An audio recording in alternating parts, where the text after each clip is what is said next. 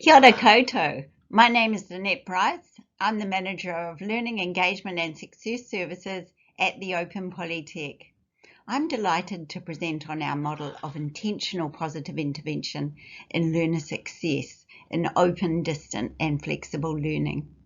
We call it the 3R model: recognise, reach and retain.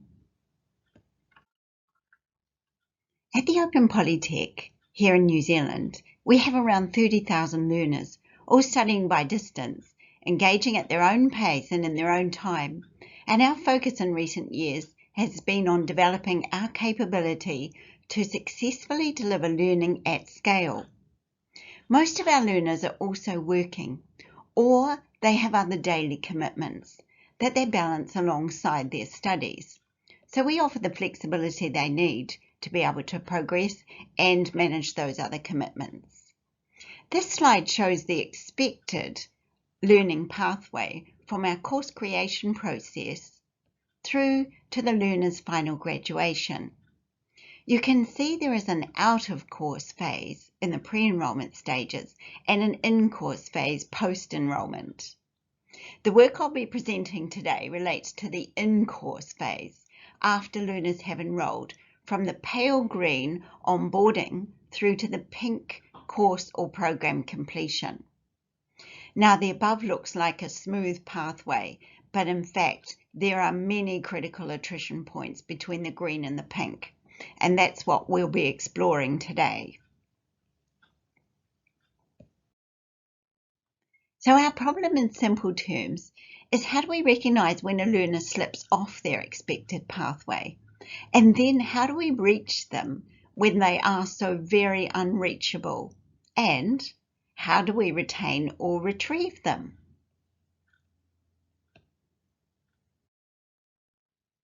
Let's start with the first question. How do we recognise those who slipped off the pathway? We've built two steps in this. Firstly, knowing which of the courses we need to focus on, and secondly, which learners within those courses. At the Open Polytech, we have over 800 courses live at any one time. All courses have an academic staff member facilitating the teaching and learning, but within that body of learning, we identify the courses that might need additional resourcing in the form of student mentoring. Then, within those courses, the mentor needs to be able to see or recognise which learners have slipped from their expected pathway.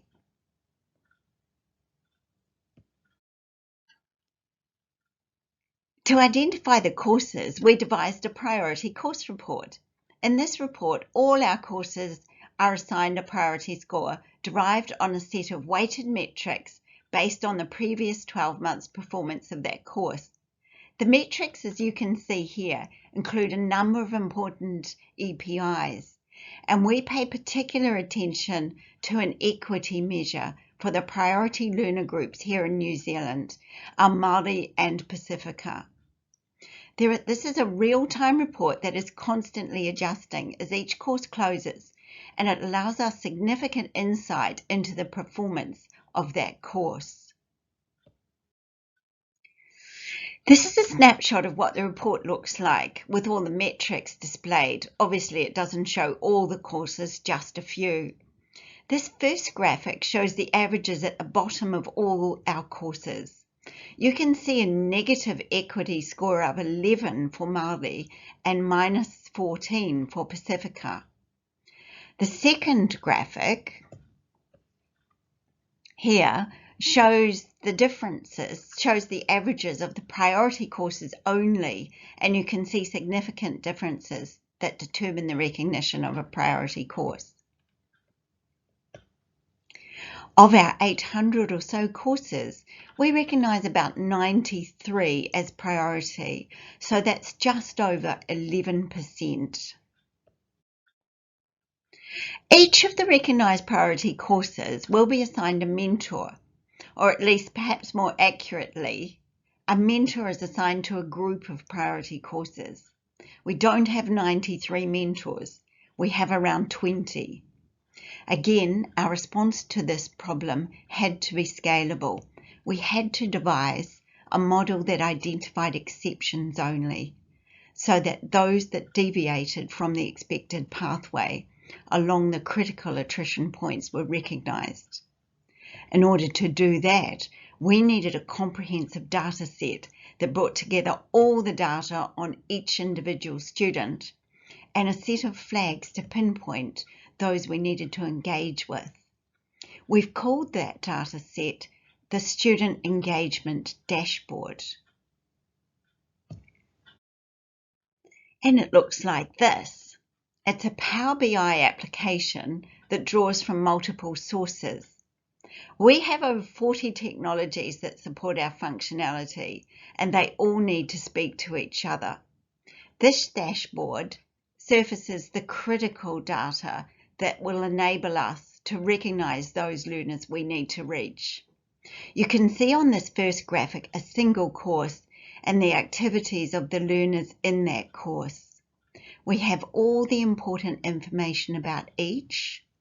We can see their levels of engagement in the Learning Interactions column, and we can see some of the flags that signal our need to intervene, those red and orange bars there. This second graphic here shows us an individual learner's engagement. This is a learner that wouldn't be recognised with a flag. Her engagement level is high and she's participating consistently and successfully.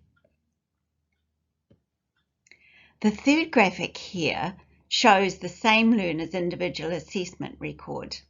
And we have all the historical assessment recorded here as well as the current. This gives us a complete picture of that learner. Just going back to the first graphic, you can see those who are marked with a flag have low or no engagement.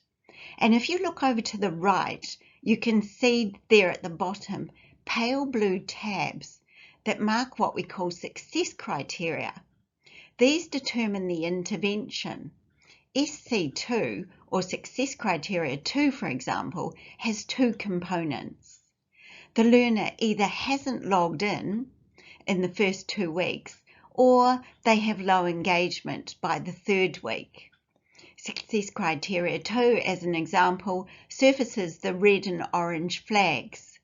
When a mentor selects that blue tab down there on the right, a list of students who are identified by that success criteria is produced. So success criteria determine the positive intervention we make. Currently, there are 5 sets of success criteria that reflect those critical attrition points.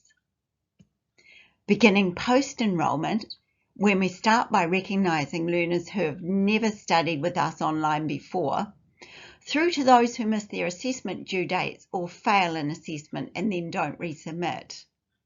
With the exception of Success Criteria 4, these are all one-off just-in-time contact. The mentor will assess the problem, give advice, advocate on behalf of the learner, intervene or refer on to others, such as the academic staff member. Each success criteria has a set of communication tools and a step process chart through the different possibilities that could emerge from the engagement, and a set of templates and scripts for the mentors to follow. Some of these are technology enabled, but we have more work to do in the area of automation yet. We felt it was more important to get the interventions right before automating them, but that is yet to come. Success Criteria 4 is slightly different. It's a semi-predictive model that allows for long-term engagement with a mentor. It's based on what we call SEAM, a student engagement and achievement matrix. The only predictive data point we use here is the learner's prior educational achievement. We don't use any other demographic data or characteristics in this model. We recognise through our data analysis that those who come into online learning as an adult with a lower starting education level are less likely to be successful. So the prior education level is referred to as the A score. 4 weeks into the course start date, we match the A score with an E score, an engagement score. Again, we know from our data that a low matched E score with a low matched A score predicts a lower chance of success.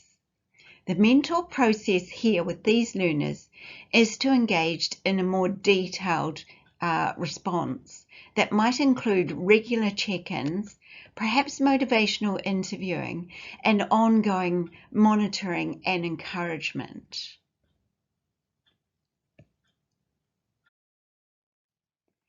Now we move to the third R of the model, and the end goal of this, of course, is to impact on retention, to facilitate the success of our learners, to overcome barriers, to raise achievement of our priority learners with a scalable solution. In order to measure the success of this, each success criteria has a baseline and an impact report. Using this, we can report on the success of the interactions over time. This graphic here shows the baseline and impact for success criteria 2. You can see that the number of learners not logged on with low engagement at this early critical stage point has halved since the intervention was implemented. And you can also see the scalability of the solution. In 2019, there were 618 learners in this block, whereas in 2020, there were 2,306. And yet, the percentage of learners with no or low engagement has halved following the implementation of this intervention. That's worth celebrating. So in summary, Recognise, Reach and Retain is an exceptions-based model. A set of priority courses are recognised, exceptions learners within those courses are recognised, a set of success criteria, processes and tools at critical attrition points enable mentors to reach them, and through these interventions, learners are retained. My final slide, I'd like to end the presentation with a quote from a learner following a mentor intervention, because of course it's their voice that tells us the most. She says, "Thank you so much for your call this morning. It really did help me. I now feel a lot more confident to continue on this course." And that's what we want to achieve. Thank you for listening to my presentation today. Ngā mihi nui, nō rewa, tēnā koutou katoa.